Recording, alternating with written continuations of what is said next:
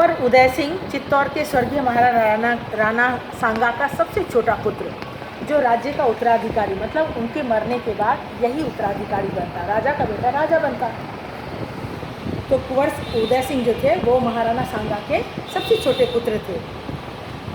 आयु उनकी 14 वर्ष थी, किसकी? कुंवर उदय सिंह की।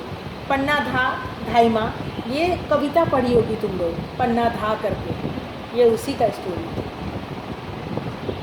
खींचो जाति की राजपूतानी कुंवर उदय सिंह का संरक्षण करने वाली धाय, धाय बोलते हैं किसको? आया।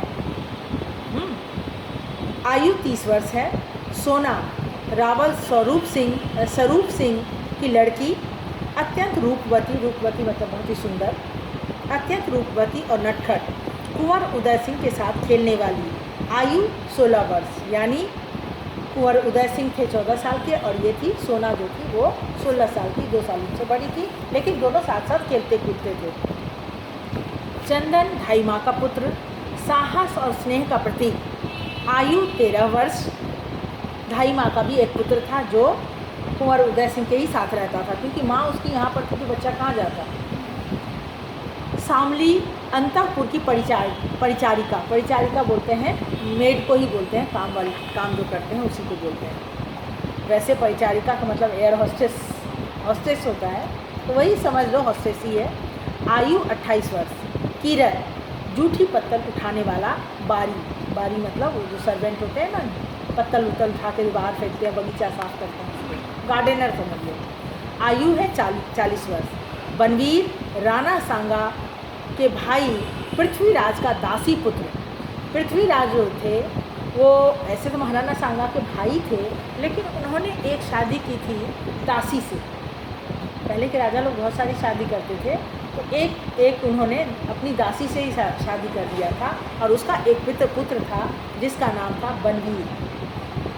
जैसा कहते हैं ना, जैसा एक वो होता है, कह सकती हो कि जैसे जिसके संस्कार होते हैं ना, उसका बच्चा भी वैसा ही होता है। तो वो संस्कार अपने ख़ानदान से लेकर के आता है। तो ये बनवीर भी अपने ख़ानदान से संस्कार लेकर के आया था। बहुत ही नीच ख़ानदान का लड़का, बहुत ही निम्न कोटि की बुद्धि थी उसकी, हाँ। और हमेशा यही सोचता था कि पृथ्वीराज के पुत्र हुए हम, तो हम भी तो राजा ही हुए, था तो दासी पुत्र, लेकिन चूँकि इन्होंने शादी की थी पृथ्वीराज ने, तो वो सोचने लगा अपने आप को राजा, और हमेशा मतलब रजवाड़े पर ध्यान रहता था कि मैं उसको हड़प कर रहूँगा। क्रूर और विलासी मतलब होता है अय्याशी, मतलब दिन भर नाच गाना ऐशो आराम में रहने वाला, हाँ। आयु उसकी थी 32 वर्ष। समय है, काल समय को बोलते हैं, समय है 1536 1536 ईस्वी की बात है।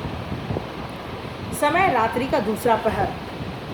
कुंवर उदय सिंह का कक्ष पूरी सजावट है। दरवाजे पर रेशमी पर्दे हैं।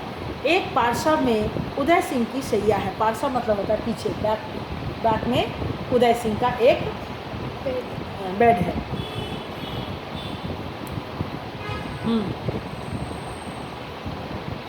सिरहाने पन्ना के बैठने के स्थान है। पन्ना सर के पास ही पन्ना बैठती थी हमेशा, उसका मतलब उसको आदर सत्कार प्यार जो कहता है बच्चे को, जो दुलार होता है, वो पन्ना धा करती थी। नेफ्ट मतलब होता है बैकग्राउंड। नेफ्ट में नारियों की सम्मिलित नृत्य ध्वनि, और पीछे से आ रही आवाज़ औरतों के मतलब महिलाओं के नाच करने की। मृदंग और करघे, मृदंग होता है बाजा, एक तरह का ढोलक होता है मृदंग और करघे की रमक यानी उसकी आवाज़। फिर नारियों का सम्मिलित कंठ से गान। कंकण बंधन रन चढ़न पुत्र बधाई चाव तीन दिहाड़ा त्याग न्यारा काई रंग काई राव। ये वो गा रही हैं औरतें जो हैं, वो अपना राजस्थानी गीत को गुनगुना रही हैं। और फिर नृत्य की आवाज़ आती है। घर आता धम्र पलटता त्रिया पंडिता ताव ए तिमहू दीन मरनरा काई रंग काई राव, को काई रंग काई राव, काई रंग काई राव। यह संगीत नृत्य में धीरे धीरे हल्का सुनाई पड़ता है, क्योंकि पीछे जो है वो औरतें नाच गा रही हैं, तो उसी की आवाज़ उनके उदय सिंह के कमरे तक आ रही है। उदय सिंह दौड़ता हुआ आता है, पुकारता है, धाई माँ, धाई माँ। कोई उत्तर नहीं मिलता। अपने आप, धाई माँ कहाँ है? फिर पुकार कर, धाई माँ। पन्ना भीतर से आती, क्या है कुंवर? अरे सांझ हो गई और तुमने अभी तक अपनी तलवार म्यान में नहीं रखी। ये धाई माँ कह रही है उदय सिंह से। हमेशा उसके म्यान में तलवार डाले रखती थी, क्योंकि उसके बहुत सारे शत्रु थे। उदय सिंह, धाई माँ देखो ना, कितनी सुंदर सुंदर लड़कियां नाच रही हैं, गीत गाती हुई तुलजा भवानी के सामने नाच रही हैं। तुलजा भवानी उन लोग की इष्ट देवी होती थी ना, तो उनके सामने नाच रही है। चलो ना, देखो ना। पन्ना, मैं नहीं देख सकूंगी लाल। उदय सिंह, नहीं धाई माँ, चलो ना, थोड़ी देर के लिए चलो ना। पन्ना, नहीं कुंवर, मुझे इस समय नाच देखना अच्छा नहीं लगता। हेलो हेलो हेलो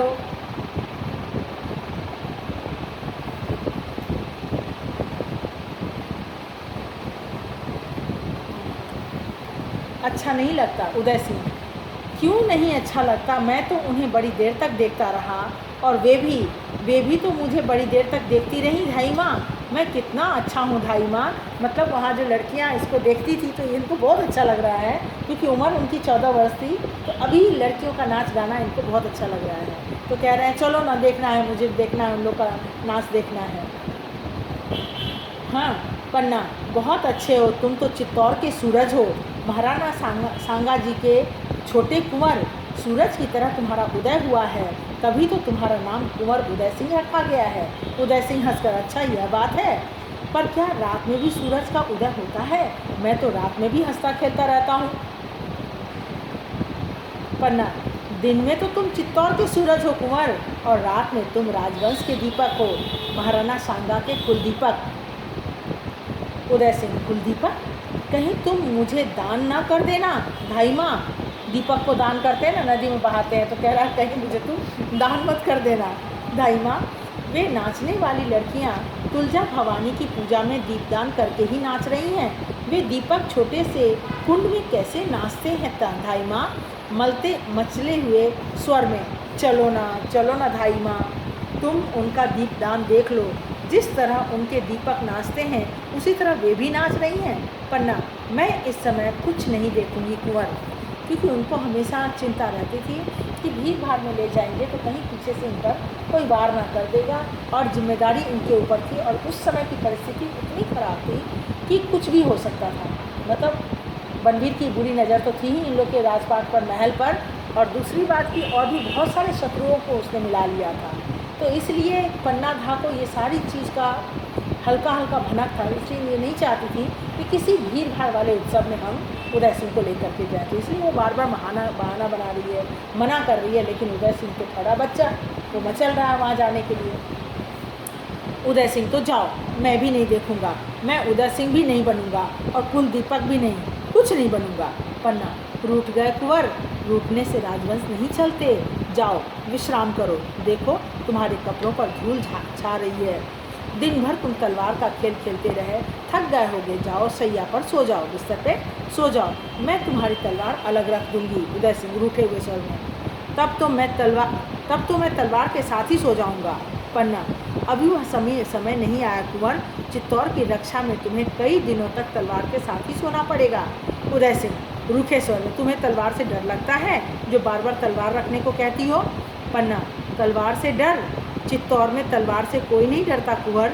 जैसे लता के फूल खिलते हैं ना, वैसे ही वहाँ वीरों के हाथों में तलवार खिलती है, तलवार चमकती है, क्योंकि वीरों की शोभा होती है तलवार। शोभा मतलब सजावट। वीर तभी दिखते हैं जब उनके हाथ में तलवार हो, और तुम राजकुमार हो तो तुम्हारे हाथ में तो तलवार होना ही चाहिए। उदय सिंह उसी तरह रूठे स्वर में, अब मेरा मन बहलाने लगी, तुम नाच देखने नहीं चलती तो मैं ही अकेला चला जाऊंगा। मैं जाता हूँ। जाने को उद्धत होता है, मतलब बेचैन होता है। पन्ना, नहीं कुंवर, तुम कभी रात में अकेले नहीं जाओगे। चारों तरफ जहरीले सर्प घूम रहे हैं। जहरीले सर्प किसको कह रही है? दुश्मन को। चारों तरफ जहरीले सर्प घूम रहे हैं, किसी समय भी तुम्हें डस सकते हैं, यानी किसी भी तुम्हें मार सकते हैं। ऐसा षड्यंत्र चल रहा था। उदय सिंह, सर कैसे सर? पन्ना, तुम नहीं समझोगे कुंवर, सो जाओ, जाकर सो जाओ, थक गए होगे। भोजन के लिए मैं जगा लूँगी। उदय सिंह, नहीं माँ, आज मैं भोजन करूँगा और ना मैं भोजन करूँगा और ना अपनी सैया पर ही सोऊंगा। प्रस्थान के लिए उधर। पन्ना रोकते हुए, सुनो सुनो कुंवर, चले गए। कुंवर का रूठना भी मुझे अच्छा लगता है, मना लूँगी। नाच गान दीप दान, इसी से चित्तौर की रक्षा होगी। चित्तौर में यह बहुत हो चुका। अब तो बनवीर का राज है। बनवीर मतलब एक महल को जो है वो बनवीर जो दासी पुत्र था उसको हथिया लिया था। हाँ, महाराणा सांगा को भी उसी ने मारा था। हाँ, तो अब इसको बचाने की जिम्मेदारी पन्ना धा पर थी। तो लगता था वो इतना क्रूर, इतना मतलब ये है मारकाट करने वाला, पता नहीं उसकी ये से हम बचा पाएंगे कि इसको नहीं। हर समय इनको फिक्र लगी रहती थी कि चित्तौर का सूरज बस एकमात्र यही बचा है और इसको भी अगर नहीं बचा पाए तो हमारा नाम मिट्टी में मिल जाएगा। नुपुर नाद करते हुए एक किशोरी का प्रवेश। नुपुर नाद मतलब पायल में जो बिछुआ होता है ना, झुनझुन जो करता है, वो बजाती हुई एक लड़की वहाँ से गुजरती है। किशोरी, भाई माँ को प्रणाम। पन्ना, कौन? किशोरी, मैं हूँ सोना, वही 16 साल की, मैं हूँ सोना, रावल स्वरूप सिंह की लड़की। कुंवर जी कहाँ हैं? पन्ना, वे थक गए हैं, सोना चाहते हैं। झूठ बोल रही है। सोना चाहते हैं तो मैं भी तो सोना हूँ। सोना, क्या तुलजा भवानी के सामने नाचना कोई बुरी बात है? आज हम लोगों ने दीपदान किया और मन भर के नाचा, यूँ नाचती है।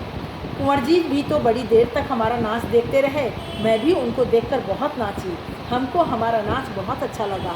देखो पैरों की यह ताल। नुपुर अपना दिखाती है झंझन करके। पन्ना, बस सोना, अगर तू रावल जी की लड़की ना होती तो। सोना, कटार भोंक देती मेरे पेट में। कटार अट्ठास करती है। धाई माँ, तुमने उदय सिंह के सामने तो अपने पुत्र चंदन को भी भुला दिया। तुम्हारा मातृत्व में उदय सिंह ऐसे समाये हैं जैसे कटार को अपने हृदय में रखने के लिए मयान ने अपना हृदय खोखला कर दिया हो। हंसती है, खोखला। पन्ना, यह कविता रहने दे, जानती नहीं बनवीर का राज्य है, वो कुछ भी कर सकता है। सोना, ओहो बनवीर, उन्हें श्री महाराजा बनवीर कहो। बांगर के इलाके से वे हाथी घोड़े की झूल लाए थे। हाँ, झूल इतनी बड़ी हमारे लिए, चूँकि बच्ची है तो बच्चा ऐसा ही बात कर रही है। ये बनवीर से कैसे रिलेटेड है? क्योंकि वो एक महल तो उसने अधिकार कर रखा है ना, और ये वो वहाँ भी जाती है, नाचती है, गाती है, इसको कहीं रोक टोक नहीं है, ये सब जगह जा करके। तो वो समझ रही है कि अभी तो वही राजा है, चूँकि उम्र इसकी कम है, वो समझ नहीं पा रही है कि बनवीर किस तरह से राजा बना है। हाँ, तो कहती है बनवीर नहीं, तुम महाराजा बनवीर कहो, क्योंकि वो तो अभी राजा है। और उनके सामने नाचने पहले का रिवाज था कि राजा के सामने लड़कियां नाच गाना करती थी, तो ये भी करती थी। हाँ, हमारे लिए भी तो वे एक रेशम की झूल लाए थे, उन्हें सिर से ओढ़कर नाचने से ऐसा लगता था जैसे मकड़ी के जाले के आर पार चंद्रमा की किरणें थिरक रही हैं। हाँ पन्ना, बहुत नाचती हो, बनवीर की तुम पर बड़ी कृपा है। सोना, द्रौपदी के चीर की तरह आज प्रातःकाल उन्होंने मुझे बुलाया और कहा, धाई माँ तुम बुरा तो नहीं मानोगी। वो कुछ बता रही है बनवीर के बारे में, उसको उतना समझ में नहीं आ रहा। पन्ना, मैं क्यों बुरा मानूंगी। सोना, उन्होंने कहा महल में धाई माँ अरावली पहाड़ बनकर बैठ गई है, यानी धाई माँ जो है वो रक्षक बनकर के बैठी हुई है। अरावली पहाड़ क्या हुआ? बहुत ऊंचा पहाड़। तो महल में जो है वो तो उदय सिंह को मारने का प्लान कर रहा है, लेकिन यहाँ पर कौन है? धाई माँ है जो उसकी रक्षा कर रही है। तो वही ये बात इसके सोना के सामने वो बोला था। सोना बचपना के कारण वो धाई माँ को बता देती है। कह रही है कि वो बोल रहा था, उन्होंने कहा महल में धाई माँ अरावली पहाड़ बनकर बैठ गई है। अरावली पहाड़ हंसती है, तो तुम लोग बनास नदी बनकर बहो, बहो ना, खूब नाचो गाओ। यूँ आज कोई उत्सव का दिन नहीं था, फिर भी उन्होंने कहा, मेरे बनवाए हुए मयूर पक्ष कुंड में दीपदान करो। मालूम है जैसे भवसागर में आत्माएं तैर रही हों, या जैसे मेघ पानी हो गए हों और बिजलियां टुकड़े टुकड़े हो गई हों। मतलब ये बनवीर के कहने पर वहाँ पर नाच गाना का क्योंकि इसमें दिया है ना, तो बहुत ही अय्याशी था, ऐशो आराम में रहता था। हाँ, सबका नाच गाना यही सब देखना उसको पसंद था, और राज को हड़प करना, बस यही उसका काम था। पन्ना, बड़ी उमंग में हो आज सोना, दीपकों के साथ उमंगे भी तो लौ देने लगी हैं धाई माँ। सारा जीवन ही एक दीपावली का त्यौहार बन गया है। पन्ना, तो यही त्यौहार मना रही हो तुम? सोना, मैं ही क्या, सारे नगर निवासी यह त्यौहार मना रहे हैं। नहीं मना रही हो तुम, नहीं मना रही हो तो तुम। धाई माँ, तुम पहाड़ बनने से क्या होगा? राजमहल पर बोझ बनकर जाओगी, बोझ। और नदी बनो तो तुम्हारा बहता हुआ बोझ पत्थर भी अपने सिर पर धारण करेंगे, पत्थर भी। आनंद और मंगल तुम्हारे किनारे होंगे, जीवन का प्रवाह होगा, उमंगों की लहरें होंगी, जो उठने में गीत गाएंगी, गिरने में नाच नाचेंगी। गीत और नाच धाई माँ, गीत और नाच जैसे सुख और सुहाग का एक साथ हंस रहा है। और जब दीपदान का दीपक अपने मस्तक पर लेकर चलोगी, मतलब वो धाई माँ को भी इनकरेज कर रही है कि तुम क्यों इतनी जिम्मेदारी लेकर के बैठी हुई हो, तुम भी हम लोगों के साथ मस्ती करो ना, तुम भी हमारे साथ नाचो गाओ, दीपदान करो, देखो दीपदान करने में कितना अच्छा लगता है। तो ये सब कह करके उसे प्रलोभन दे रही है, किसे? धाई माँ को।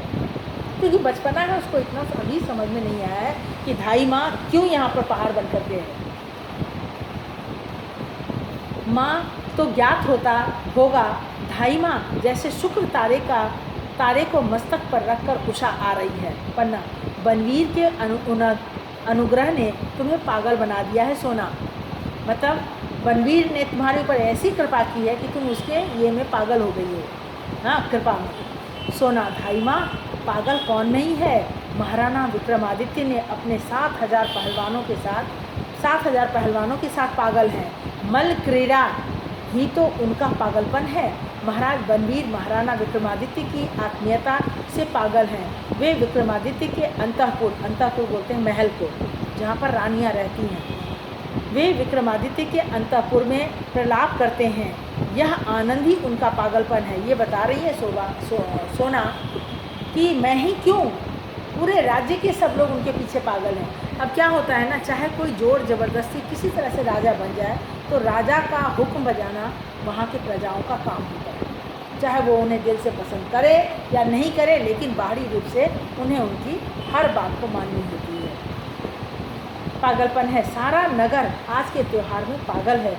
तुम कुंवर उदय सिंह के स्नेह में पागल हो, और मेरी कुछ ना पूछो धाई माँ, मैं तो इन सब के पागलपन में पागल हूँ। तुम चाहे जो कहो। हाँ, तो कुंवर उदय सिंह कहाँ हैं? पन्ना, कुंवर उदय सिंह को छोड़ो सोना, वे बहुत थक गए हैं, अब तो सो रहे होंगे। तुम जाओ, यहाँ कहीं तुम्हारा पागलपन कम ना हो जाए। यानी तुम जैसी पागल उसके बनवीर के कहने से हुई हो, वैसे ही पागल जाकर के बनो, कहीं तुम्हारा यहाँ पागलपन कम ना हो जाए, इसलिए तुम चली जाओ। सोना, मेरा पागलपन? धाई माँ, पागलपन कहीं कम होता है? पहाड़ बढ़कर कभी छोटे हुए हैं, नदियाँ आगे बढ़कर कभी लौटी हैं, फूल खिलने के बाद कभी कली बने हैं, सब आगे बढ़ते हैं। नहीं बढ़ती हो तो सिर्फ तुम, सदा एक सी, तुम्हारा पागलपन भी सदा एक सा। मैं रावल की बेटी हूँ, शायद सामंत की बेटी बनूँ, शायद महाराजा की बेटी बनूँ, कुछ बढ़कर ही बनूँगी। और तुम धाई माँ, सिर्फ दाई माँ ही रहोगी, तुम आगे नहीं बढ़ सकती। पन्ना, सोना, मुझे किसी से ईर्ष्या नहीं है, मैं जैसी हूँ अच्छी हूँ। राज सेवा में जीवन जा रहा है, यही मेरा भाग्य है कि मैं राज्य की सेवा करते हुए अपना जीवन को काट रही हूँ, और इस राज्य की रक्षा करना हमारा दायित्व है। हेलो, हाँ हाँ बोलिए, कल आ रहे हैं? हाँ हाँ हाँ हाँ हाँ, तो विवान को भी कल कराएंगे? अच्छा, देखते हैं अगर होगा। आज शाम में फ्री है? शाम में आज फ्री है? हाँ, लेट से 7 बजे, 6:30 7। हाँ ठीक है तो उसी दिन कर लेंगे। ठीक है कल तो आ ही रहे, कल बात करते हैं आकर के। ठीक है तुम लोग का छुट्टी इंटरमार्ट के चलते छुट्टी क्या हो रहा है? तुम लोग का छुट्टी नहीं हो रहा है? तुम हो इंटरमार्ट में? ओ 9 10 के नहीं, बाकी सब क्लास के। हाँ नहीं 9 10 भी है वहाँ। अच्छा, तो तुम्हारा कैसे नहीं है? नहीं नहीं मतलब छुट्टी है, पड़ रहा है तुम्हारा? स्कूल की छुट्टी पड़ेगी? क्योंकि सुने हैं कि इंटरमार्ट जब शुरू होगा, आज से है? कब से? कल से। तो बाकी सब क्लासेस ऑफ रहेगा? नहीं ना? तो कल हम लोग को फर्स्ट हाफ तक पढ़ाई नहीं है, बट हम लोग मैच देखने जाएंगे, बट अच्छा। स्कूल ऐसे ओ स्कूल रहेगा। अच्छा पता नहीं। हाँ भाग्य तो सबके साथ होते हैं धाई माँ। गिर गया। भाग्य तो सबके साथ होते हैं धाई माँ। ये नुपुर मेरे पैरों में पड़े हैं तो इनका भी भाग्य है। मेरे पैरों की गति में गीत गाते हैं तो वह भी इनका भाग्य है। मेरे आगमन का संदेश पहले ही पहुंचा देते हैं। मैं जहाँ जाती हूँ उससे पहले ही मेरे आने का संदेश मिल जाता है। ये पैर में जो नुपुर है वो पहले ही संदेशा दे देता है, तो वह भी इनका भाग्य है। और जब मेरे पैर रुक जाते हैं तो ये मौन हो जाते हैं, वह भी इनका भाग्य है। भाग्य तो सबका होता है धाई माँ। तुम नगर के उत्सव में भाग नहीं ले रही हो, ना लो। महाराज बनवीर के साथ नहीं दे रही हो, ना दो। मैं कौन होती हूँ बीच में बोलने वाली? पन्ना, तो क्या मेरे उत्सव में जाने और ना जाने का संबंध बनवीर की इच्छा से है? सोना, फूल कुछ कहता है, अपनी सुगंधी भेज देता है। दीपक कोई संदेश भेजता है, पतंगे आप से आप आ जाते हैं। पन्ना, मैं जानती हूँ इस दीपक की आग में मैं जल जाऊँगी। दीपक की आग में मतलब उसके मन की जो इच्छा है, उस इच्छा के पीछे मैं जल जाऊँगी, क्योंकि हमारा बुरा होगा। बनवीर तो पसंद नहीं करता है दाई माँ को, क्योंकि वो एकदम प्रोटेक्ट कर रही है उसको, जिसको उसको मारना है। सुना, तो कुंवर को भेज देती, उनको तो कोई आग ना छू सकती। कैसे भेज देती? इतने आदमियों के बीच उसे कैसे भेज देती? महाराजा सांगा के वंश के एक वही तो उजाले बचे हैं, उजाले हैं। महाराणा रतन सिंह 3 ही वर्ष राज करके सूर्यलोक चले गए। विक्रमादित्य भी बनवीर की कूटनीति से अधिक दिनों तक जीवित नहीं रहेगा। सोना, धाई माँ तुम विद्रोह की बात करती हो। ये बच्ची है, इसको अभी इतनी समझ में नहीं आ रही है राजनीति की बातें, कि राजनीति में क्या सब होता है। ये बस इसके अंदर भोलापन है, उस भोलेपन में ये बात कर रही है। पन्ना, आंधी में आग की लपट तेज होती है सोना। तुम भी उसी आंधी में लड़खड़ाकर गिरोगी। तुम्हारे ये सारे नुपुर बिखर जाएंगे। न जाने किस हवा का झोंका तुम्हारे गीत की इन लहरों को निगल जाएगा। यह सुख और सुहाग पास पास उठे हुए 2 बुलबुलों की तरह बिना सूचना दिए फूट जाएगा। चित्तौर राग रंग की भूमि नहीं है, जौहर की भूमि है। जौहर अपने आप को बलिदान कर देने की भूमि है। यहाँ आग की लपटें नाचती हैं, सोना जैसी रावल की लड़कियाँ नहीं। यहाँ तो आग नाचती है, तुम्हारी जैसी भोली भाली लड़कियाँ नहीं। क्योंकि उसको समझ नहीं है, इसलिए उसकी कूटनीति को, उसकी सोच जो है, बनवीर की सोच जो है वो बहुत मतलब घटिया सोच है। लेकिन उसके उस मन की जो क्रिया है उसको वो समझ नहीं पा रही है। सोना भोली है, बहुत इनोसेंट है, उसके अंदर इतनी मासूमियत है कि उसकी बुरी इच्छा को, बनवीर की बुरी इच्छा को वो नहीं समझ पा रही है, इसलिए उसकी तारीफ़ किए जा रही है। और ये धाई माँ उसे सचेत कर रही है कि तुम जो इतनी मतलब खिलखिला रही हो, हंस रही हो, नाच रही हो, गा रही हो, ये तुम्हारे लिए एक ना एक दिन बहुत बुरा होने वाला है। सब कुछ खत्म हो जाएगा, तब तुम्हें समझ में आएगी। ये अतृप्त इच्छाओं की चिंगारियाँ अजली होकर चिटकेंगी और चित्तौर की आंखों में किरकिरी बनकर कसकेंगी। यह आग की ज्वाला हवन कुंड को भी जला देगी। सोना इसे बुझा दो। तुम्हारे इस त्यौहार से चित्तौड़ परिचित नहीं है। यहाँ का त्यौहार आत्म बलिदान है। यहाँ का गीत मातृभूमि की वंदना का गीत है।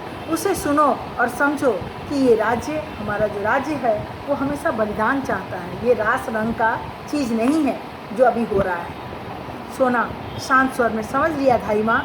पन्ना, तो यहाँ से जाओ। देखना इस त्यौहार के पीछे कोई कूटनीति ना हो। बनवीर से पूछना इस रास रंग का क्या अर्थ है। ये जो रास रंग हो रहा है, इसका क्या मतलब इसके पीछे। सोना, वह मेरी समझ में नहीं आएगा धाई माँ। पन्ना, तो जाओ दिशाओं की तरफ उसकी हंसी में डूबी रहो। तुमसे प्रतिध्वनि भी न निकल सके। सोना का धीरे धीरे प्रस्थान चली जाती है। उसके नूपुर धीरे धीरे बजते हुए दूर तक सुन पड़ते हैं। पन्ना, आधी रात। यह रास रंग, नगर के सब लोगों का अभाव, कुंवर उदय सिंह के लिए बुलावा है। यह सब क्या है? मतलब ये सब जो मैसेज आ रहा है, ये सब क्या है? ये कूटनीति का ही तो एक हिस्सा है। चंदन का प्रवेश।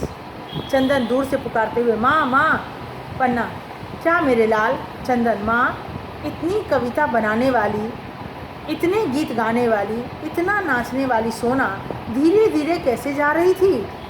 जो हमेशा चहकते रहती है, कूदते फांदते रहती है, इतना गाना बनाती है, वो ऐसे चुपचाप क्यों अभी झाड़ पड़ा था ना दाई माँ से, तो इसलिए चुपचाप जा रही थी, क्योंकि दाई माँ उसे नहीं जाने दी। किसे? उदय सिंह को। इसलिए वो उदास थी, वो उसे ही लेने आई थी। गुमसुम जैसे किसी ने सांप का जहर खींच लिया हो। पन्ना, सांप का जहर? चंदन, हाँ, जहरीली तो है ही। जब बोलती है तो बातों की ऐसी चोट करती है कि कुछ कहते ही नहीं बनता। वह तो हमेशा उछलती कूदती आती थी। आज तो जैसे उसके पैर में मोच आ गई हो, क्योंकि अभी बहुत झाड़ सुन के गई है। पन्ना, आई थी कुंवर को बुलाने, अपना नाच दिखलाने। मैंने कुंवर को नहीं जाने दिया तो बुरा मान गई। चंदन, हाँ माँ, कुछ दिनों से कुंवर हमारे साथ नहीं खेलते, इसी के यहाँ चले आते हैं। मैं भी उनके पीछे आता हूँ। वह कुंवर की ओर देखती है और कुंवर उसकी ओर देखते हैं। कहते तो कुछ नहीं, बस देखते हैं। पता नहीं इस तरह देखने से क्या होता है माँ। मतलब कुंवर सोना को देखते हैं, सोना कुंवर को देखती है। पता नहीं, वो तो बच्चा है, उसको नहीं समझ में आ रहा है कि दोनों एक दूसरे को पसंद कर रहे हैं। हाँ, तो इसका क्या अर्थ है माँ? वो अपनी माँ से पूछता है।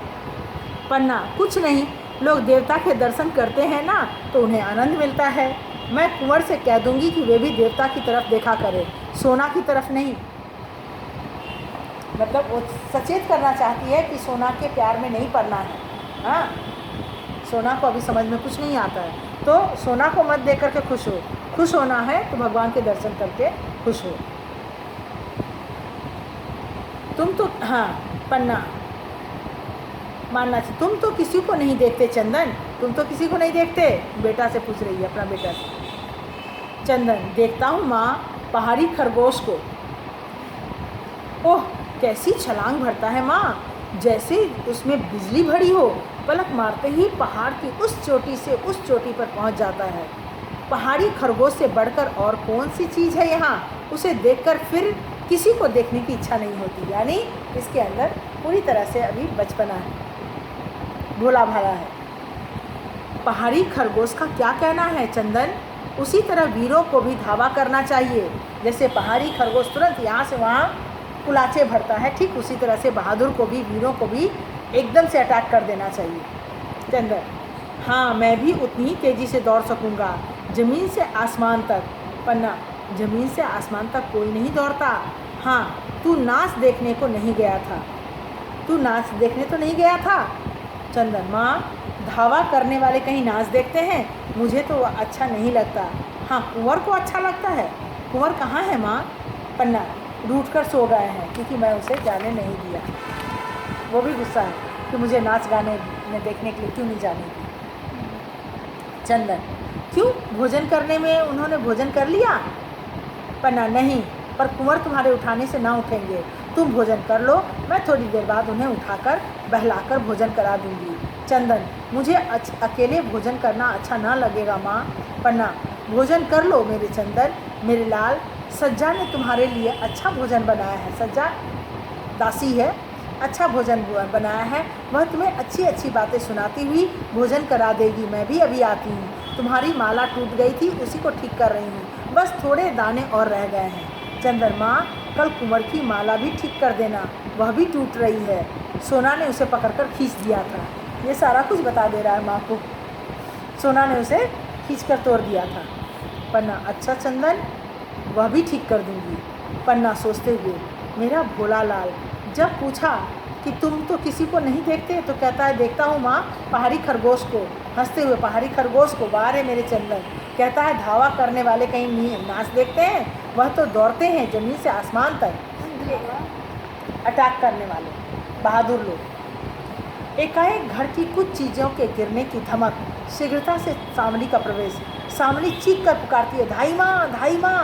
पन्ना, कौन कौन? सामली। सामली बिलखते हुए, धाई माँ, कुंवर कहाँ है, कुंवर जी कहाँ है? पन्ना, क्यों, कुंवर जी को क्या हुआ? सामली, उनका जीवन संकट में है। पन्ना, कहाँ, कैसे? यह तुम क्या कह रही हो? सामली, उनका जीवन बचाओ धाई माँ। पन्ना चीख कर, सामली कहाँ है कुंवर जी? अंदर की तरफ भागती है सामली बिलखते हुए, हाय सर्वनाश हो रहा है। क्या मेवाड़ को ऐसे ही दिन देखने थे? क्या चित्तौड़ के साके का यही फल होना था? हाय क्या हो रहा है? तुलजा भवानी, तुम चित्तौड़ की देवी हो, कैसे कहूँ कि तुम्हारे त्रिशूल में अब शक्ति नहीं रही। मेवाड़ का भाग्य अब डूबने वाला है। ये लोग तो चित्तौड़ में है। हाँ, चित्तौड़ चित्तौड़ और मेवाड़ दोनों तो पास पास ही था ना। ये दोनों तो रजवाड़ा महाराणा सांगा का ही था। तो चित्तौड़ की देवी, हाँ। पन्ना, सो रहा है मेरा कुंवर, सो रहा है, कहीं तो कुछ नहीं हुआ। कुंवर जी रूठ गए थे, वे तलवार लिए हुए भूमि पर सो गए हैं। तलवार उनके हाथों से खिसक गई है, पर वे तो शांति से सो रहे हैं। मेरे कुंवर को कुछ नहीं हुआ। सामली, कुंवर अच्छे हैं, तुलजा भवानी कुशल करें। पर भाई माँ, महाराणा विक्रमादित्य जी की हत्या हो गई। बनवीर उसको मार दिया। विक्रमादित्य का, जिसकी बहुत सारी सेना थी, जो राज्य की रक्षा करता था। विक्रमादित्य था ना, मतलब इसी राज्य का सेनापति था, जिसके पास बहुत सारे सैनिक थे, जो राज्य की रक्षा करता था। उसको पहले तो बनवीर ने अपने राज्य में मिलाया, मतलब अपने बात में उसको ले लिया, और उसके बाद उसकी हत्या कर दिया, क्योंकि उसके रहते हुए बनवीर ये इस पर कुंवर को कुछ नहीं किया जा सकता था, क्योंकि उसके पास सेना थी। तो सबसे पहले कांटा को हटाते जा रहा है। हाँ, जो जो उसके रास्ते में आ रहा है सबको हटा रहा है। विक्रमादित्य जी की हत्या हो गई। पन्ना चीख कर, महाराणा की हत्या हो गई, किसने की? सामली, बनवीर ने। महाराणा सो रहे थे, उसने अवसर पाकर उनकी छाती में तलवार झोंक दी।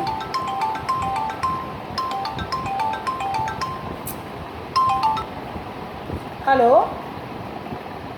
Hello hello.